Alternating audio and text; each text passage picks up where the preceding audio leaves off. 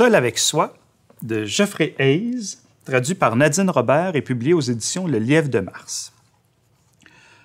Ourson aime regarder le vent, souffler sur la cime des arbres et faire voler son cerf-volant, qu'il fait bon d'être seul avec soi. Donc, Seul avec soi, de Geoffrey Hayes, traduit par Nadine Robert, dédié à Edith. C'est un album publié en 1976 aux États-Unis, en anglais, et traduit par Nadine dernièrement. Celui qui connaît l'art de vivre avec soi-même ignore l'ennui. Erasme. Il y a des moments où un ourson doit être seul avec lui-même. Pour se perdre dans ses pensées et pour fredonner ses propres chansons. Il s'arrête et en profite pour écouter le silence, sentir la pluie ou parler à la rivière.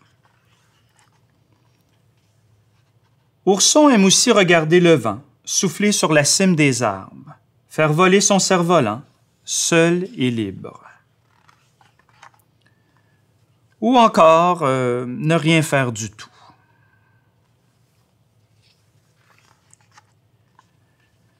Couché dans l'herbe épaisse, le soleil réchauffant sa fourrure, il se souvient des matins sombres et brumeux, du vent glacé en hiver et de la chaleur d'une petite pièce, assis près du feu.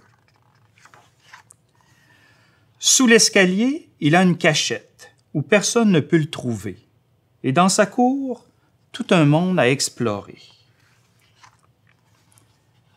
À la fin de la journée, Ourson aime faire du lèche-vitrine, et le soir venu, voir les réverbères qui s'illuminent. Et lorsque le crépuscule laisse place à l'obscurité,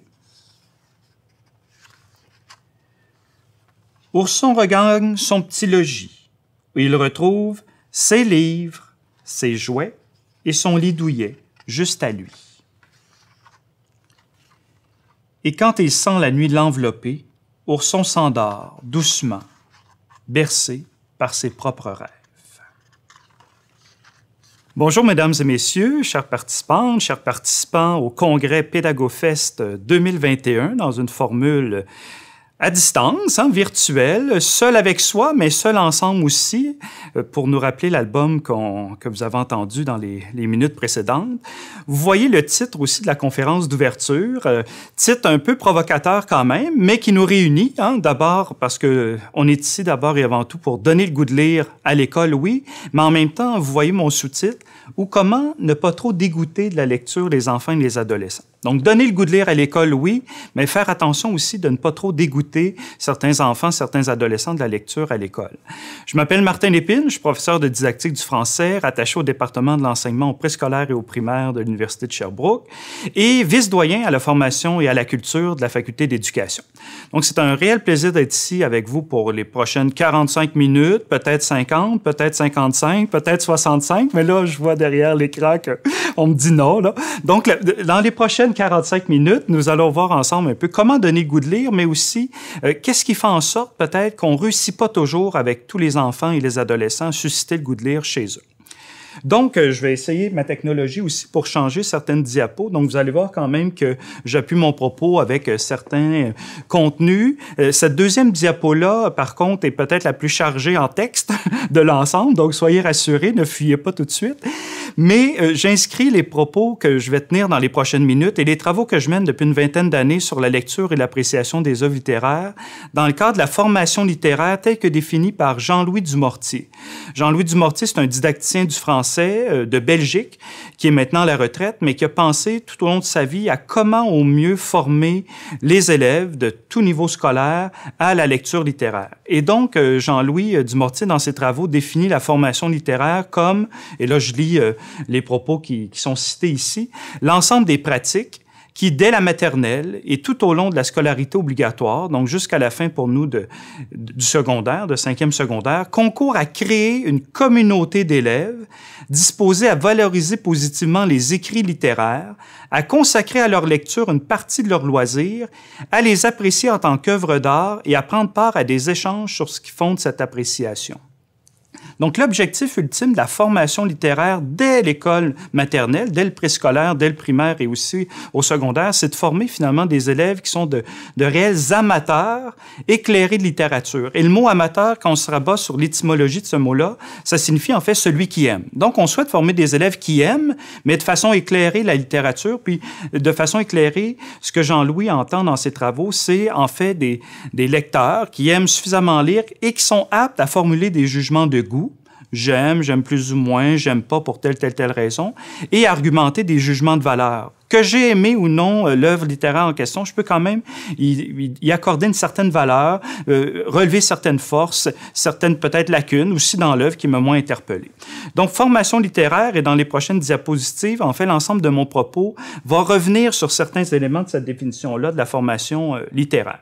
Donc, un des défis pour nous, si on souhaite vraiment former des élèves amateurs éclairés de littérature, donc des élèves qui aiment suffisamment les œuvres littéraires pour consacrer aussi un temps de leur loisir à cette lecture-là, bien, on a un défi. Puis le défi, c'est de susciter, en fait, le désir.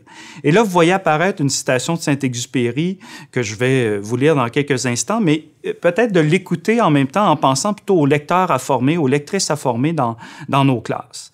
Donc, si tu veux construire un bateau, ne rassemble pas tes hommes et tes femmes pour leur donner des ordres, pour expliquer chaque détail, pour leur dire où trouver chaque chose. Si tu veux construire un bateau, mais fais naître dans le cœur de tes hommes et femmes le désir de la mer. Si je reprends la même citation en pensant à la lecture, mais si je veux construire dans ma classe des lecteurs, des lectrices, bien, ne rassemble pas tes élèves pour leur donner des ordres, pour expliquer chaque détail, pour leur dire où trouver chaque chose. Si tu veux construire un lecteur, une lectrice, mais fais naître dans le cœur de tes élèves le désir de la lecture. Donc, dans les prochaines minutes, on va inscrire cette intervention-ci dans ce cadre-là. On souhaite susciter le désir, comment le faire, puis quels sont les freins dans le cadre scolaire qui nous empêchent de créer ces désirs-là, ces appétits, ces appétences-là en lecture. Et oui, vous êtes seul peut-être devant votre écran, vous êtes seul avec vous-même, mais on est seul ensemble aussi dans ce même défi, dans ce même combat pour donner le goût de lire à l'école, pour la vie, mais dans la vie, et je reviendrai dans les prochaines diapositives. Donc, on n'est pas seul. Penser que donner le goût de lire à l'école, c'est important. Plusieurs parents, bien sûr, pensent comme nous.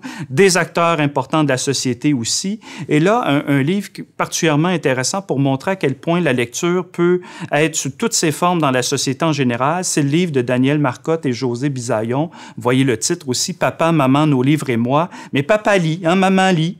Et moi, je lis aussi. Autour de moi, mais tout le monde lit un peu, là. Bon, d'accord, peut-être pas Bozo, l'animal de compagnie, mais ça viendra. J'aime quand on est tous ensemble, je vous disais seul ensemble, mais quand on est tous ensemble, papa, maman, nos livres et moi. Donc, la lecture, il y a quelque chose, mine de rien, où on est seul avec le livre. Ce livre-là nourrit notre vie intérieure, mais en même temps, on n'est pas complètement seul parce qu'on rencontre, on partage ces lectures-là avec d'autres. Je vous disais donc que la société, les parents en général, souhaitent, en quelque sorte, qu'on donne le goût de lire à leurs enfants à l'école. Et là, si on se pose à nous-mêmes la question, comme enseignant, est-ce que ça fait partie vraiment de nos objectifs aussi de donner le goût de lire à l'école? Bien, effectivement, dans une enquête récente, une enquête nationale menée auprès de plus de 500 enseignantes, enseignants du primaire, vous voyez que parmi les objectifs prioritaires d'enseignement au primaire, les enseignantes, les enseignants interrogés nous disent, là, à plus de 90%, vouloir donner le goût de lire, susciter le plaisir de lire chez leurs élèves, c'est de loin l'objectif prioritaire dans l'enseignement de la lecture et de l'appréciation des œuvres littéraires au primaire, bien avant, par exemple, développer l'imaginaire, travailler sur la langue, offrir de nouvelles connaissances aux élèves, découvrir certaines de leurs préférences, les nourrir sur le plan culturel, développer leur sens critique, mieux se comprendre ou encore formuler des jugements. Donc, en quelque sorte, la société souhaite qu'on donne le goût de lire. Nous, comme enseignants, on souhaite le faire aussi, mais cependant, y arrive-t-on? Et là, la question que je vous pose, c'est est-ce qu'on y arrive avec une majorité d'élèves, hein, notamment pour briser les inégalités sociales, hein, les provenances de chacun des élèves, les bagages de chacun. Bien, on a en quelque sorte à contrer ces inégalités-là à l'école. Est-ce qu'on réussit, oui ou non, à susciter le goût de lire chez l'ensemble des élèves qui sont confiés à l'école publique québécoise au fil de la scolarité obligatoire? Bien, je vous pose la question et moi, je prends une gorgée d'eau.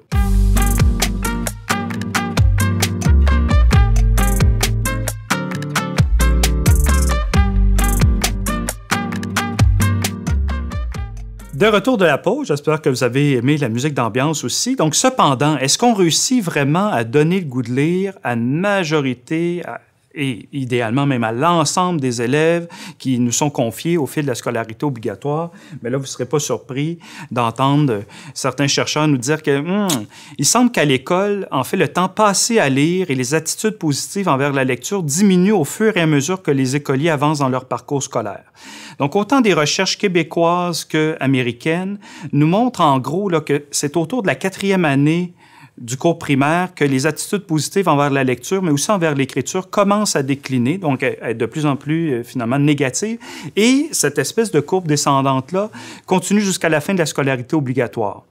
Donc, en quelque sorte, les enfants arrivent au préscolaire, au premier cycle du primaire, début du 2e cycle, avec un certain enthousiasme, le goût d'apprendre à lire. Puis à partir du moment où ils deviennent autonomes en lecture, on dirait que là, tout d'un coup, le goût, l'appétit, le désir ne fait que décroître jusqu'à la fin du secondaire. On a assurément à se questionner comme enseignante et enseignant à ce propos-là. Et là, vous voyez que hors du cadre scolaire, et si on pense à la formation littéraire telle que définie par Jean-Louis Dumortier dans ses travaux, où on doit, en quelque sorte, aussi parmi nos loisirs, aménager un temps pour la lecture. Donc là, je ne suis pas en train de dire qu'il faut lire 24 heures sur 24, mais parmi l'offre des loisirs actuels, ben oui, il y a Netflix, mais oui, il y a aussi de la lecture d'œuvres littéraires possibles, puis ça nous nourrit autrement. Donc, hors du cadre scolaire, vous voyez, près de la moitié de la population québécoise ne lit jamais ou presque jamais pour le plaisir. Des statistiques sur le taux d'alphabétisation aussi de la société québécoise sont pas nécessairement très valorisantes, là. Hein. Pour certaines enquêtes, on a jusqu'à 1 million de personnes qui n'auraient pas un niveau fonctionnel en lecture pour être justement des citoyens à part entière dans la société d'aujourd'hui. Donc là, vous voyez qu'on avait comme objectif de donner le goût de lire. Donc, si j'ai par exemple, moi, une école de ski alpin, je souhaite donner le goût de faire du ski alpin à mes skieurs, mais ultimement, on me dit que plus on avance dans la formation que j'offre à mon école de ski alpin, moins on a le goût d'en faire. Puis, une fois que la formation est terminée, hors du cadre dit scolaire, bien là, la moitié de mes anciens élèves de ski ne veulent plus faire du ski. Il y a quelque chose qui cloche et c'est le propos, en fait, principal de la conférence d'ouverture de ce congrès-ci. Donc là, vous voyez que les travaux, entre autres, américains, qui ont été repris par Jocelyne Giasson dans ses ouvrages de vulgarisation sur la lecture depuis les années 1990, mais en gros, l'effet Matthieu, hein, c'est une expression qui provient de la Bible, là, où finalement les riches deviennent plus riches et les pauvres de plus en plus pauvres, mais on a un peu le même principe en lecture, c'est-à-dire qu'un lecteur en difficulté, ben, en général, il lit pas beaucoup. Mais s'il lit pas beaucoup, il peut pas non plus s'améliorer. Puis s'il s'améliore pas, ben il aimera pas plus la lecture. Et là, c'est une espèce de boucle qui l'enfonce de plus en plus. Et là, on parlait d'attitude positive qui décroise jusqu'à la fin du secondaire. Donc là, lui, ce lecteur en difficulté-là, il est comme dans un cercle, hein, dans un tourbillon qui l'amène vers le bas. Tandis qu'un vrai lecteur, ben lui, il lit. Et là, en lisant, il s'améliore, découvre de nouveaux genres, aime la lecture davantage et lit donc davantage. Là, vous voyez que la boucle est inversée et les attitudes positives de ce cycle de vrais lecteurs-là est à l'inverse. Et là, on parlait tantôt d'inégalité scolaire, sociale. Bien là, l'écart se creuse rapidement et vers la fin du secondaire, vous le savez, si vous enseignez au secondaire aussi, bien, les écarts, les groupes sont hétérogènes, effectivement, par rapport à la lecture. Donc, le cycle de la lecture qu'on doit nourrir, c'est bien sûr celui du vrai lecteur qui amène le lecteur à lire, oui, mais à lire davantage et donc à s'améliorer, à aimer encore plus lire et construire sur cette boucle-là.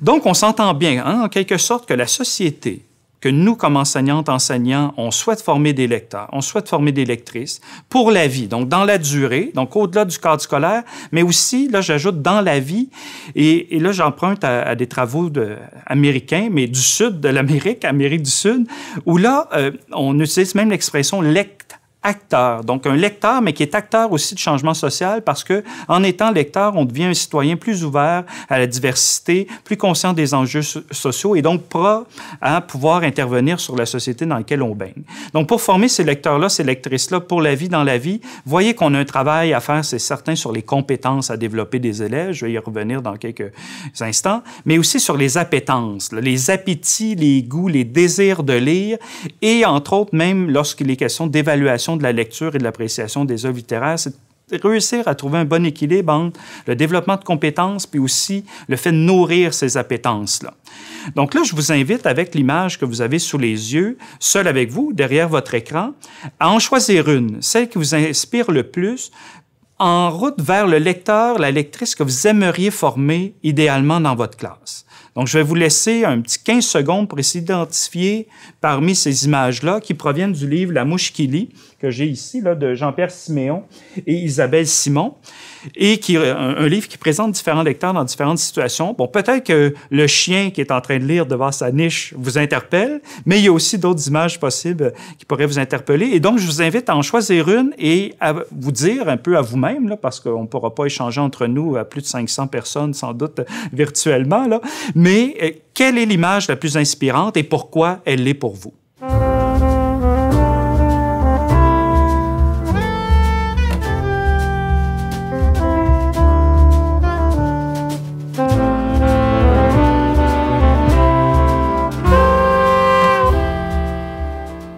De retour de cette deuxième pause publicitaire déjà, j'espère que vous en avez profité pour aller vous acheter des livres à la librairie et choisir votre image du lecteur inspirant. Pour moi, parmi ces images-là, celle qui m'inspire le plus, c'est celle qui est au bas, en plein milieu, le garagiste, qui semble être à sa pause. On voit la voiture derrière qui est en train de réparer, sans doute, ou changer l'huile ou les pneus. Et là, il s'installe au soleil avec un livre dans les mains et il en profite pour lire. Donc, en un sens, moi, quand je pense aux lecteurs que je souhaite former dans mes classes, autant quand j'enseignais au primaire qu'au secondaire ou encore maintenant à l'université, je me dis, bien, ultimement, là, si on peut faire en sorte que même les garagistes aussi accordent dans leur loisir un certain temps pour la lecture, d'œuvres de fiction, d'œuvres littéraires, oui, mais ça peut être toute autre forme de lecture, il me semble qu'on aura gagné notre pari. Donc, on partage en quelque sorte un même objectif, donner et aussi entretenir le goût de lire pour la vie dans la vie, mais il y a différentes tensions qui habitent l'enseignement, l'apprentissage puis l'évaluation de la lecture à l'école. Vous le voyez, il y a des tensions, oui, entre le fait de donner le goût, mais peut-être aussi de dégoûter. Donc là, déjà, on jongle avec deux balles, goûter, dégoûter, mais aussi entre accumuler des preuves d'apprentissage puis subir des épreuves de lecture, donc des tests de compréhension, par exemple, en lecture, et d'un autre côté, des preuves d'apprentissage où moi-même, comme élève, je pourrais amener certaines preuves de mes apprentissages en lecture sous une forme peut-être plus originale, plus éclatée, plus créative que des tests ou des questionnaires plus standards en lecture. Donc, on a quand même deux clés, parce que là, je vous dis qu'on a un objectif partagé, mais on dirait qu'on ne l'atteint pas, comme société, mais aussi comme école, en quelque sorte. Mais on a des clés sur lesquelles on peut jouer. Là, je vous en propose deux tirées de travaux américains. En gros, l'engagement en lecture. L'engagement, on pense à la motivation, au désir, aux appétences. L'engagement en lecture est le facteur clé pour soutenir la compréhension et la réussite en lecture. L'engagement, la motivation, le fait d'aimer, d'avoir un certain appétit pour la lecture, c'est le facteur clé qui peut soutenir la compréhension, la réussite en lecture. Et de l'autre côté, mais les pratiques d'enseignement, donc ce qu'on fait dans la classe en enseignement pour mieux faire apprendre puis pour évaluer nos élèves, mais ont une influence positive sur les attitudes et l'engagement des élèves en lecture. Donc, on ne peut pas juste dire « mes élèves ne sont pas motivés, j'y peux rien ». Non, en fait, vous voyez, les travaux de McKenna nous montrent que nos pratiques d'enseignement aussi peuvent favoriser cet engagement-là. Donc, ce n'est pas une porte fermée à double tour, et si c'est le cas, mais on a les clés pour pouvoir ouvrir cette porte-là. Donc, pourquoi en sommes-nous rendus à souhaiter donner le goût de lire et à ne pas réussir avec quand même une bonne partie de nos élèves? Je vous pose peut-être cette question-là. Pourquoi? Je vais y répondre de mon point de vue, mais une des hypothèses là, que je mets de l'avant sur le pourquoi, donc pourquoi on ne réussit pas à donner le goût de lire à la majorité des élèves qui nous sont confiés, bien, il y a peut-être un défi qui est lié à l'évaluation, bien sûr, des apprentissages. Vous ne serez pas surpris par ma réponse. Donc, on se disait tantôt que c'est autour de la 4e année du primaire que les attitudes commencent à être plus négatives envers la lecture. C'est tout ça un moment où les élèves sont plus autonomes en lecture, donc on anime moins nous-mêmes à voir des lectures. Hein? L'élève est en mesure de lire de façon indépendante, autonome. On anime moins de lecture à voix haute. Mais les parents à la maison font un peu la même chose, c'est-à-dire leur enfant devient autonome en lecture, puis on dirait qu'ils se retirent rapidement du portrait et les laissent lire par eux-mêmes. On vérifie en général ces lectures-là de plus en plus rendues à ces âges-là par des questionnaires écrits, donc moins par des échanges à l'oral, du partage à l'oral. Donc là, il y a quelque chose qui se passe là autour du 2e, 3e cycle du primaire où on se retrouve à travailler beaucoup la compréhension. Là, vous voyez apparaître ici les critères d'évaluation des compétences à lire des textes variés et à apprécier des œuvres littéraires pour le primaire. Donc, on s'intéresse beaucoup à la compréhension et on touche moins à l'interprétation plus personnelle, aux réactions plus personnelles des élèves et à leur jugement critique sur ces œuvres-là. Chose qu'on faisait plus naturellement, même au préscolaire ou au premier cycle du primaire, parce que les enfants réagissent spontanément à une lecture, donc on est déjà en réaction. Mais là, vous voyez, plus les élèves vieillissent, plus on creuse la compréhension, plus les textes augmentent en difficulté, puis on a l'impression qu'on doit travailler davantage sur la compréhension, puis on délaisse les facteurs qui sont peut-être un peu plus affectifs, donc plus passionnels, liés à l'acte de lire. Donc, je vous invite en quelque sorte, comme première solution à notre problème, c'est de penser en matière d'enseignement, d'apprentissage et d'évaluation, à travailler toutes les opérations de lecture, tous les éléments de ce processus-là. Oui, la compréhension, mais la compréhension pas comme une fin en soi, mais plutôt comme un tremplin pour aller mieux travailler l'interprétation plus personnelle, les réactions plus personnelles de vos élèves et les amener à formuler des jugements. Là, vous voyez un jugement critique, donc exprimer ne serait-ce que leur opinion sur une œuvre. Jean-Louis Dumortier, tantôt, nous parlait de formuler des jugements de goût, donc des jugements de goût plus personnels, puis argumenter des jugements de valeur, qu'on a aimé ou moins aimé telle œuvre, on peut quand même y accorder une certaine valeur. Donc, il y a un travail à faire là, et vous voyez que dans mon image, chaque morceau du casse-tête ont une dimension semblable. Donc, il n'y a pas le tout à la compréhension, mais vraiment interprétation, réaction et jugement critique à considérer aussi. Et ça, peu importe le cycle, là, même si vous voyez là, dans l'image que certains critères d'évaluation de la lecture au primaire sont destinés à certains cycles en particulier, oui, mais pour l'enseignement et l'apprentissage, touchons toujours toutes les opérations du processus de lecture. Donc, comment y arriver? Hein? Déjà, on a un aperçu de la tarte. Et la tarte et du gâteau et du casse-tête dont je vous parlais, bien, c'est quand même une tarte légale. C'est le cadre légal dans lequel on joue, c'est-à-dire le cadre d'évaluation des apprentissages au primaire. Mais là, vous voyez que ce cadre-là nous amène à penser aussi à des aspects plus affectifs de la lecture et à ne pas les oublier, même lorsqu'il est temps d'évaluer les élèves. Donc, comment réussir à avoir un juste équilibre dans notre travail d'enseignement au préscolaire, au primaire et au secondaire aussi, un juste équilibre entre travailler sur les compétences des élèves, le cognitif, les compétences à lire, des textes variés, apprécier des œuvres littéraires, et leurs appétences, donc comment développer le goût de lire à l'école, mais au-delà de cette école-là aussi, en nourrissant le rapport à la littérature des lecteurs, des lectrices de tous les âges qui sont dans nos classes. Et le rapport à la littérature, je vais y revenir dans quelques diapositives, vous allez voir un peu que c'est une notion qui nous permet de s'intéresser à toutes les dimensions que constitue un lecteur. Donc, compétences, appétences et penser un juste équilibre entre les deux, autant dans l'enseignement, dans l'apprentissage que dans l'évaluation. Donc là, vous voyez apparaître les 3 variables qui sont impliquées en lecture. Vous ne serez pas surpris d'entendre qu'un lecteur est impliqué dans une lecture. En général, il lit un texte. Et tout ça se fait dans un certain contexte. Et là, vous voyez quand il y a une possibilité d'activité ou de travail fait par le lecteur autant avant sa lecture, ne serait-ce que pour choisir le texte qu'il souhaite lire, pendant la lecture avec certains arrêts stratégiques à certains moments, et après la lecture aussi. Donc là, vous voyez, j'ai ajouté aussi une flèche dans l'image qui est reproduite d'un livre de Jocelyne Giasson, en se disant, bien, oui, il y a 3 variables impliquées en lecture. Longtemps, on s'est intéressé dans l'histoire de l'enseignement de la littérature au texte. Donc, aux textes, aux grands textes, les grands auteurs, creuser ces textes-là, avoir quasiment une seule interprétation de leurs textes. Mais j'ai l'impression qu'on est rendu, là, dans les années 2020, à s'intéresser d'abord et avant tout aux lecteurs, aux lectrices à former. Donc, entrer par de l'affectif d'abord et avant tout, puis ensuite amener ces lecteurs-là à découvrir une variété de textes et pas seulement lire une même œuvre pour tous à tout moment. Et vous voyez aussi apparaître une citation de mon collègue et ami Yves Nadon qui nous amène à revoir un peu, à peut-être changer notre posture par rapport à l'enseignement de la lecture. Et donc, Yves disait, « Je n'enseigne pas la lecture, je forme des lecteurs. Tu sais, j'enseigne pas le ski alpin, je forme des skieurs. » Ça semble bête, là, dit comme ça peut-être, là, mais ça change quand même, mine de rien, la perspective qu'on peut avoir sur l'enseignement, l'apprentissage et l'évaluation de la lecture à l'école. Donc, un lecteur, une lectrice, si je vous pose la question, puis on va arriver à notre troisième pause publicitaire déjà, un lecteur, une lectrice, c'est quoi exactement? Comment définiriez-vous le lecteur ou la lectrice que vous aimeriez former dans vos classes?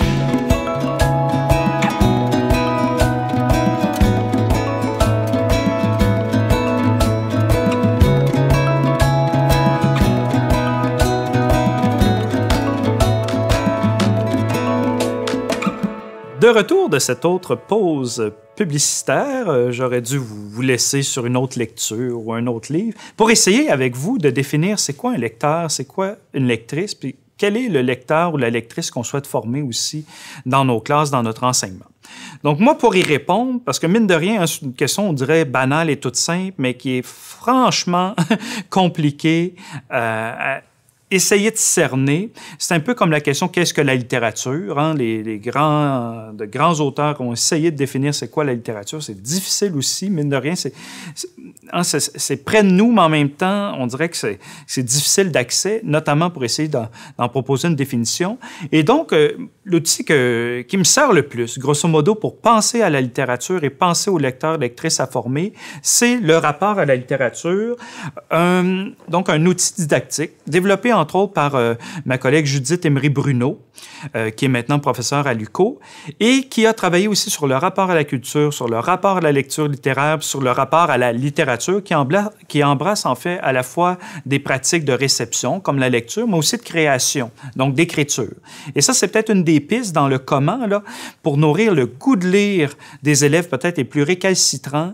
Bien souvent, une des meilleures façons d'entrer dans la lecture, c'est par l'écriture, la création, le dessin, l'illustration, le multimédia, le numérique, etc., la bande dessinée animée, pour donc passer pour certains élèves plus récalcitrants vers un côté plus créatif qui va, de toute façon, les amener à mieux lire aussi les livres qu'ils vont découvrir ensuite. Donc là, je ferme cette parenthèse-là pour vous dire que la littérature embrasse donc à la fois réception et création. Mais là, vous voyez que le rapport à la littérature présente différentes dimensions. Donc, si j'avais, moi, à définir aujourd'hui, là, 20, 30 ans plus tard, là, après avoir lu sur le sujet pendant des années, avoir enseigné la didactique du français et la didactique de la littérature, mais je me dis qu'en gros, un lecteur, c'est quelqu'un qui est constitué de différentes dimensions. Hein? Et là, vous voyez les mots plus savants, là, mais une dimension épistémique. Donc, c'est quelqu'un qui sait des choses, qui connaît des auteurs, par exemple, qui connaît des collections, qui connaît des maisons d'édition. Il y a une dimension plus praxéologique. C'est donc aussi quelqu'un qui a des pratiques. Avant de me coucher, le soir, je lis, ça m'aide à mieux dormir. J'aime beaucoup lire, ça m'aide à mieux dormir. Peut-être drôle dit comme ça, mais c'est une pratique, vous voyez, dimension praxéologique.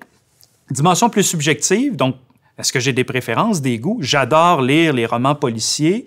Puis avant de m'endormir, bien souvent, ça m'aide plus ou moins à bien dormir, mais ça m'embarque aussi dans le monde des rêves, un peu comme on l'évoquait avec l'album tantôt, Seul avec soi.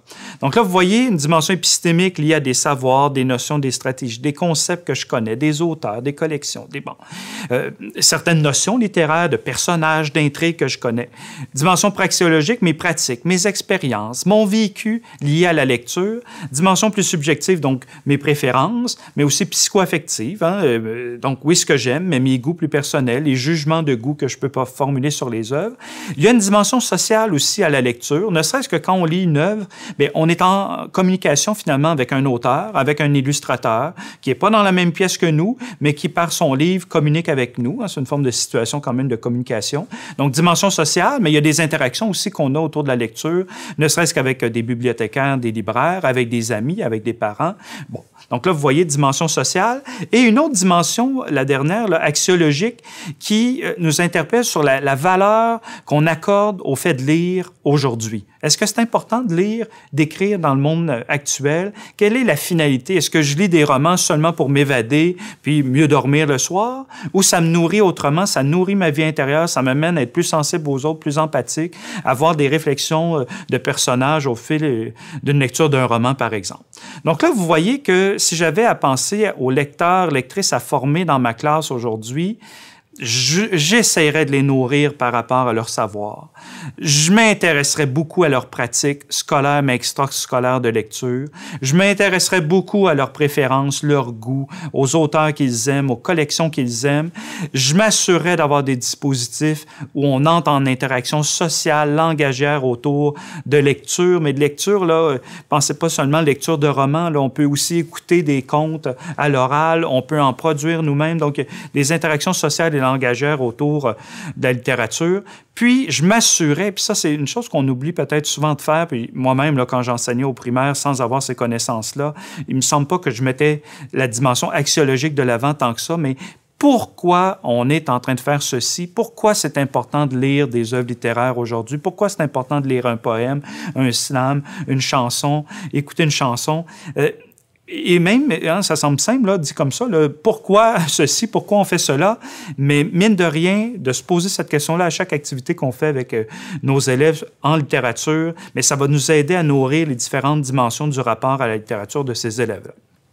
Donc voilà un peu une autre piste à explorer, c'est-à-dire s'intéresser à leur dimension plutôt des savoirs, des notions, des stratégies, oui.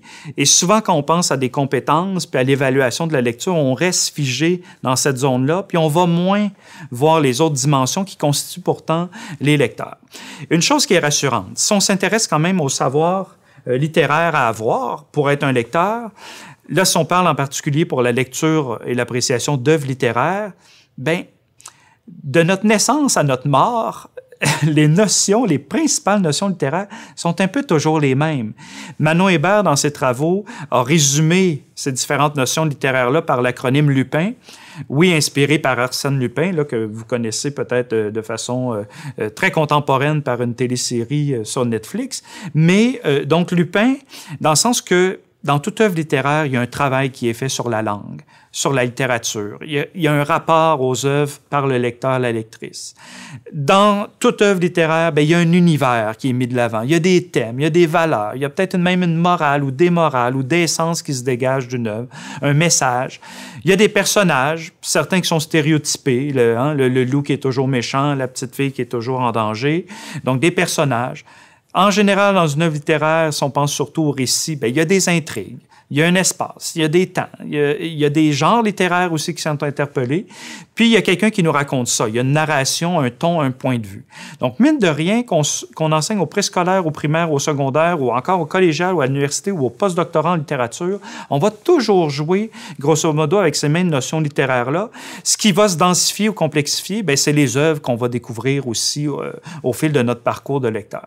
Donc là, pour moi, de mon point de vue là, de didacticien, je trouve ça quand même rassurant, dans le sens qu'on a quelques boules avec lesquelles jongler. On n'a pas à s'éparpiller trop. Oui, la progression des apprentissages peut nous aider en ce sens-là. Et la progression des apprentissages, vous le verrez si vous la lisez avec la lunette Lupin, bien que tous ces éléments-là s'y retrouvent aussi.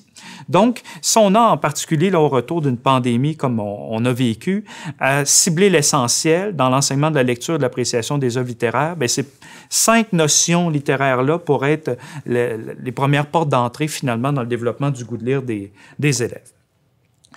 Donc là, jusqu'à maintenant, mine de rien, malgré les pauses publicitaires, on s'est donné des outils. Les variables impliquées en lecture, donc pas penser seulement au texte à choisir puis dans quel contexte je vais le faire lire, mais penser au lecteur aussi puis offrir des choix, notamment. On s'est parlé des opérations de lecture puis des critères d'évaluation de la compétence à lire, mais aussi de la compétence à apprécier. Et dans un mouvement assez égalitaire, c'est-à-dire compréhension, oui, mais ne pas oublier interprétation, réaction et jugement critique. On s'est parlé de notions littéraires avec le Lupin et on s'est dit, bien, comme lecteur, comme lectrice, bien, qu'est-ce que c'est que cette bébête-là? Là? Bien, c'est quelqu'un qui est constitué de différentes dimensions et pas juste de savoir ou de connaissances à rendre compte dans une évaluation. Donc voilà quand même, s'il ne vous restait de cette conférence d'ouverture-là que ces 4 outils de travail-là pour mieux construire le goût de lire à l'école, déjà, on serait en affaires. Donc là, j'approche, mine de rien, de la fin quand même de cette conférence d'ouverture-là en mettant de l'avant un travail qui a été fait par une équipe d'Américains, notamment par notre même Michael C. McKenna que j'ai cité un peu plus tôt, mais donc par une équipe qui s'est intéressée à l'évaluation de la lecture, mais une évaluation qui pourrait nourrir notre enseignement de la lecture, de l'appréciation, entre autres des œuvres littéraires, mais aussi de tout type de textes. Et donc là, je vais avec vous faire ressortir certains points qu'ils ont mis de l'avant pour travailler sur les attitudes et les intérêts à développer chez les élèves. Donc, moins les compétences comme telles que les espèces d'appétences dont je vous parlais, les appétits, les envies, les désirs, les goûts de. Donc, commençons par le matériel. Vous allez voir, parmi cette liste-là de propositions, plusieurs éléments que vous faites sans doute déjà, mais en même temps, ça va peut-être vous aider à vous rappeler, ces dernières années, j'avais peut-être mis de côté telle affaire étant donné le contexte socio-sanitaire. Bon, là, tout se replace. Voici ce que je pourrais mettre de l'avant dès septembre prochain. Donc, en ce qui concerne le matériel, vous voyez que, et ça, c'est pas sorcier, là, mais la recherche en lecture est notamment assez avancée pour nous rappeler que dans les classes, on devrait essayer de constituer, donc directement dans les classes, des zones, des aménagements, des coins, ou peut-être l'ensemble de l'environnement. Là, vous voyez ici, à Communication Jeunesse, on a tout un environnement qui stimule le goût de lire. Là, ce serait mon rêve d'avoir l'équivalent dans toutes les classes du Québec. Mais constituer des zones de lecture en classe, vous pensez à des coins de littérature. Ah, littérature, pourquoi il ne dit pas coin lecture? Ah, bien, littérature, réception, création, donc une zone aussi peut-être d'écriture, de création d'œuvres littéraires avec du beau papier, de beaux crayons, de vieilles machines à écrire peut-être qui peuvent être stimulantes pour certains, avoir des bibliothèques de classe, avoir des livres un peu partout sur le cadre des fenêtres, sur des présentoirs, etc. Bon. Pas sorcier, avoir du matériel dans les classes directement de lecture. Ça n'empêche pas qu'on puisse avoir une bonne bibliothèque scolaire aussi à l'école. Là. Je ne suis pas en train de dire qu'il ne faut pas aussi de bibliothèque scolaire, puis encore moins ne pas avoir de bibliothèque municipale, là. Mais de rapprocher au maximum les livres des élèves. Je vous donne un exemple dans un projet dans une communauté autochtone avec Christiane Blazer. On avait en tête de rapprocher au plus près des enfants les livres et ultimement, dans les fins du projet, on avait sur le dossier de chaise de chaque enfant, un sac qui était comme collé sur le dossier de la chaise, en quelque sorte. L'enfant avait toujours 4-5 livres là-dedans, partait le soir avec ces livres-là et revenait le lendemain à l'école avec. Et donc, il y avait quelque chose de proximité aussi avec les livres, donc être entouré de livres le plus souvent possible. Dans ces zones-là de lecture, bien, pensez quand même aussi à avoir des ouvrages documentaires. La littérature de jeunesse est foisonnante depuis le tournant des années 2000, mais notamment aussi pour des ouvrages documentaires super inspirants. Et les lecteurs les plus récalcitrants, souvent les garçons, bien, sont ceux qui vont entrer en lecture par des ouvrages documentaires, par des livres de records, par exemple, par des guides de l'auto, oui, mais qui peuvent être ensuite des tremplins pour les amener plus loin. Mettre de l'avant aussi des œuvres primées par des prix littéraires choisis par des élèves. Là, je vous parlais de Communication Jeunesse et des locaux où on est, mais pendant des années et encore de nos jours, bien, Communication Jeunesse favorise le fait que les élèves eux-mêmes choisissent des livres qui les ont interpellés. Donc, il y a les prix littéraires faits par les adultes, par des organismes X, Y, Z, mais pensez, puis dans votre école, ça peut se faire aussi des jurys de prix littéraires d'élèves et les élèves eux-mêmes proposent à d'autres élèves des coups de cœur. Là, on est vraiment dans l'appétence, on nourrit des appétits et on n'est pas juste, nous, comme adultes, en train de juger de la qualité des livres que les enfants lisent dans la classe. Rendre disponibles des séries de livres. Donc, mine de rien, si on souhaite moins travailler la compréhension, bien, des séries de livres où les mêmes personnages reviennent, les lieux semblables reviennent, une structure semblable revient, bien là, on enlève une surcharge qui est souvent liée à la compréhension pour amener les élèves à être plus en interprétation, réaction ou jugement critique. Bon, proposer bien sûr des œuvres illustrées. Oui, illustrées, pensez à des albums, à des bandes dessinées, mais pensez aussi à des œuvres numériques. Donc, il y a toute la question, vous voyez la dernière puce, profiter d'opportunités offertes par le numérique. Donc, il y a aussi des supports numériques, mais en création, qui sont faciles d'accès pour les élèves, qui peuvent les amener à la lecture aussi de livres. Et de livres, oui, numériques, mais de livres papier aussi. Les travaux de recherche pour le moment là, sur la lecture entre le livre numérique et le livre papier nous disent encore quand même que physiquement parlant, lorsqu'on lit un livre en papier, on est aidé comme lecteur à nous situer finalement dans l'œuvre, puis ça favorise une compréhension puis une interprétation en quelque sorte plus optimale. Bon, je ne dis pas qu'il ne faut pas lire sur une tablette numérique, mais assurons-nous quand même, si on repense aux inégalités sociales et scolaires dont je vous parlais d'entrée de jeu, pensons offrir le temps aux enfants de découvrir des livres papier aussi dans nos classes le plus souvent possible avec des œuvres de qualité. Donc, continuons sur les attitudes et intérêts à développer, toujours par mon équipe américaine qui s'est intéressée en particulier à l'évaluation, mais l'évaluation non pas comme une fin en soi, mais une évaluation au service des apprentissages et de l'enseignement en cours de formation. Donc là, vous voyez les dispositifs qui nous disent de favoriser, si on souhaite travailler sur les attitudes, les intérêts à développer chez les élèves. Donc, mettre en place des dispositifs les plus collaboratifs possibles, riches en interactions sociales. Donc, des cercles de discussion, informels comme plus formels. Et vous allez voir dans la prochaine diapositive que je vous propose aussi un cercle que je nomme un cercle de lecteurs, cercle de lectrices avec toute une équipe dans une recherche-action où on essaie de rendre les discussions autour des œuvres les plus accessibles possibles et régulières dans les classes. Donc, dispositif collaboratif, par exemple, lancer des cercles de discussion, utiliser aussi la technologie de façon appropriée dans ces dispositifs-là. Et entre autres, si on pense à des dispositifs où on parle, on interagit à l'oral, socialement aussi, mais avec des caméras, par exemple, téléphone ou autre, mais on peut quand même garder des traces de ces interactions-là. Si on souhaite, oui, évaluer, mais aussi évaluer en soutien aux apprentissages, se revoir. On essaie ça tantôt de se revoir, là. Mais mine de rien, ça nous aide quand même à rapidement bonifier notre façon de communiquer à l'oral. Donner du temps de qualité directement en classe pour des lectures indépendantes, au choix des élèves, en autonomie. Ça peut être des lectures indépendantes qu'on écoute sous forme un peu de balado, à la limite de diffusion ou de lecture enregistrée par des fois même l'auteur lui-même qui en a fait une version enregistrée. Donc, la technologie nous permet d'offrir vraiment du temps de qualité en classe pour des lectures indépendantes pour tous les lecteurs de la classe d'œuvres intégrales. Donc, pensez à des albums sans texte aussi pour les lecteurs peut-être les plus récalcitrants, qui sont pas encore, qui se sentent pas encore aptes à décoder le texte, puis ils pensent absolument que la lecture, c'est absolument de décoder le texte. Mais il y a aussi donc des albums sans texte qui permettent de le faire. Et là, ça m'amène à vous dire aussi que, pendant longtemps, on a pensé que la lecture, c'était juste de décoder et de chercher à comprendre ce qu'on lisait. Mais en fait, les travaux en didactique de la littérature, là, depuis une vingtaine d'années, nous disent, bien, et le programme aussi va en ce sens-là, hein, et même la progression des apprentissages, mais en fait, lire, c'est construire des sens, des significations qui sont possibles à partir de différents indices qui sont présents dans l'œuvre. Donc, des indices, ça peut être les illustrations, ça peut être le texte, mais si on se dit que lire, c'est construire des sens, des significations, mais même un enfant de 2 ans, de même 4 mois, là, je vois mon dernier petit garçon, Clarence, qui a 4 mois, là, et déjà, il regarde des livres, puis il construit des sens. Évidemment qu'il n'est pas en train de décoder le texte dans un album en caoutchouc qu'il lit dans le bain, là. Mais il construit quand même des sens, des significations. Et donc, ce petit Clarence-là, 4 mois, est déjà pour moi clairement un lecteur. Bon.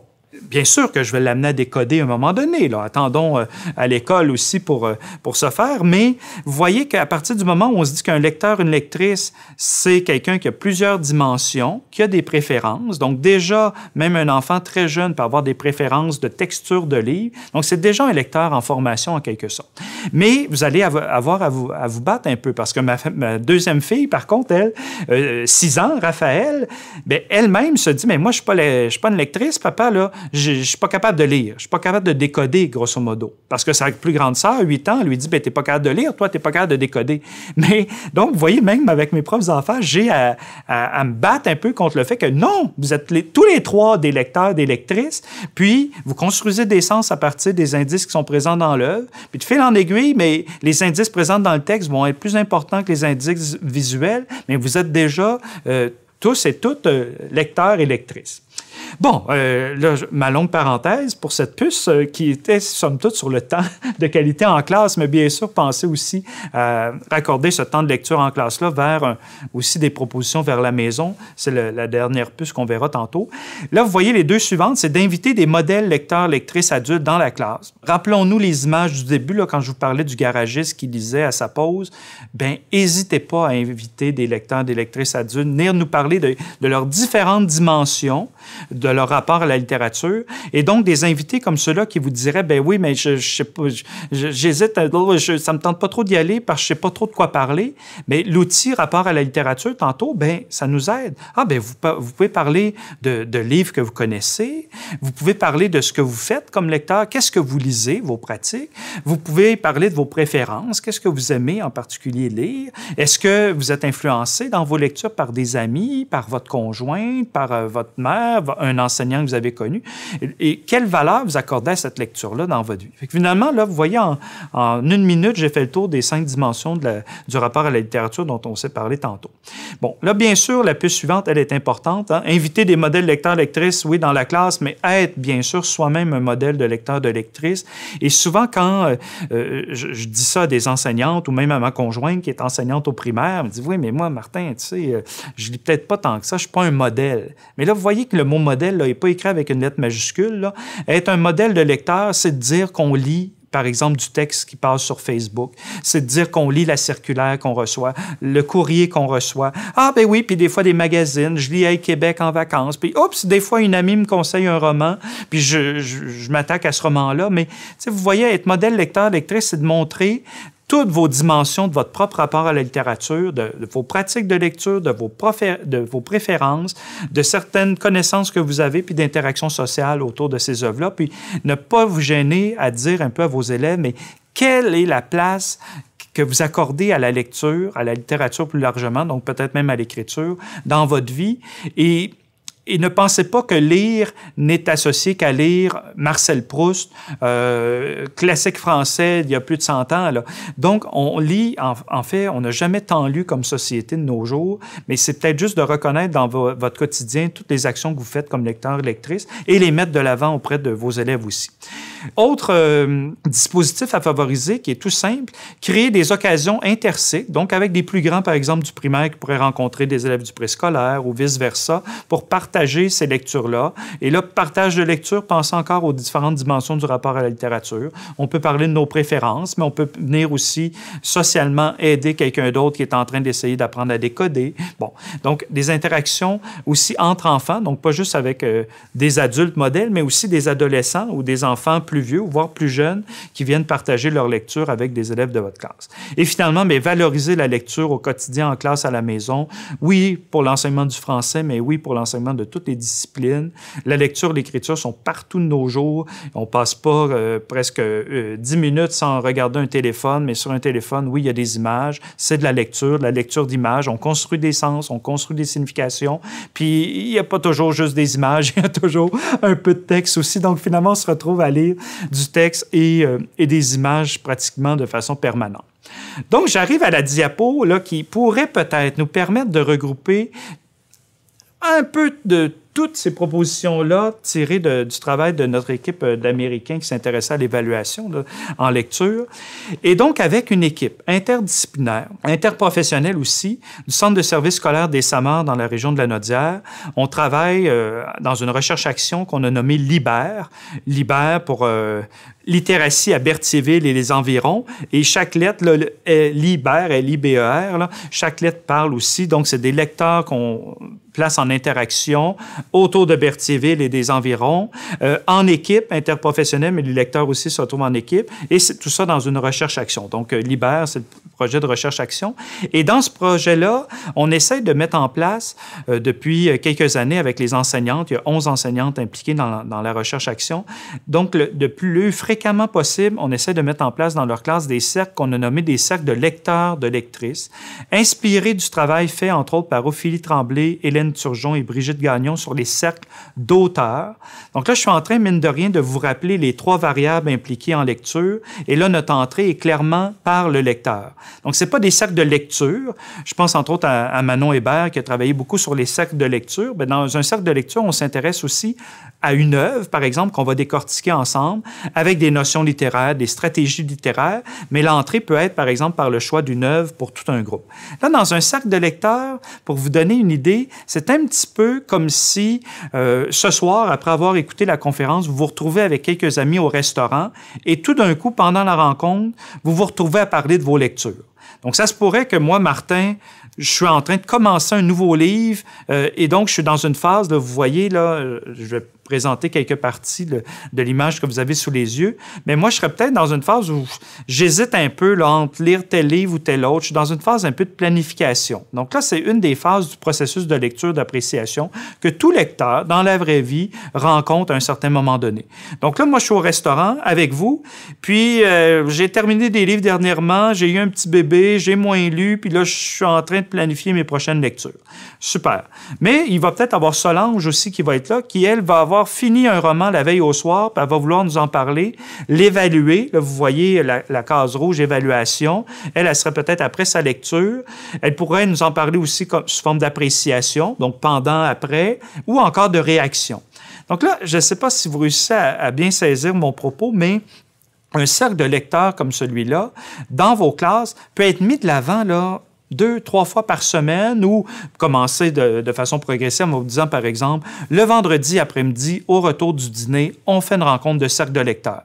Donc, les lecteurs peuvent avoir choisi de lire n'importe quel livre, d'information littéraire ou autre, ça n'a pas d'importance, peut être en panne de lecture, et là, vous voyez le mot « suggestion » apparaître, ou là, peut-être que les autres lecteurs dans le cercle vont lui suggérer certaines lectures, ou lui, en écoutant ce que les autres disent de leur lecture, va peut-être être intéressé par une ou l'autre. Mais donc, vous voyez que, mine de rien, une rencontre comme celle-là, on va parler de notre lecture, on va rendre compte un peu de notre compréhension de ce qu'on est en train de lire, de ce qu'on a interprété, mais les autres lecteurs ne pourront pas, avec nous, creuser là, dans le fin détail la compréhension qu'on a de l'œuvre littéraire qu'on est en train de lire ou qu'on vient de terminer de lire. Là.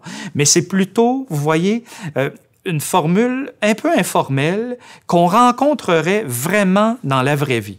Donc, tu sais, s'il y a quelque chose aussi à retenir de cette conférence d'ouverture-là, c'est de tenter au maximum de rapprocher les pratiques scolaires de la lecture et de l'appréciation des œuvres littéraires des pratiques des lecteurs, des lectrices hors scolaire. Donc, si vous, comme adulte, quand vous rencontrez de vos amis, ça vous arrive de parler de vos lectures, bien, c'est un peu ce déclencheur-là qui peut vous amener à mettre en branle un cercle de lecteurs, de lectrices dans votre classe. Vous voyez que c'est un dispositif didactique intégratif. On intègre de la lecture, mais il peut y avoir de l'écriture. On pourrait avoir, par exemple, un journal de lecteurs, lectrices pour garder des traces des lectures qu'on fait sous forme de dessins, de collages, etc. Donc, lecture, écriture, mais aussi d'oral, hein, d'écoute, écouter les autres, mais aussi prendre la parole dans ce type de rencontre en cercle de lecteurs, de lectrices. Vous voyez qu'il y a une intention de créer aussi un sentiment de communauté à l'intérieur de la classe. Donc, par exemple, un vendredi après-midi, on pourrait avoir une rencontre de cercle de lecteurs avec une équipe existante de quatre élèves. Une semaine plus tard, les mêmes 4 élèves se rencontrent. Une semaine plus tard, les mêmes 4 élèves. Ça pourrait être une formule, mais on pourrait aussi avoir à chaque vendredi un rebrassage des cartes puis de nouvelles équipes qui se rencontrent, comme si vous aviez rencontré de nouveaux amis ou collègues au restaurant pour parler de vos lectures récentes, à venir ou en cours.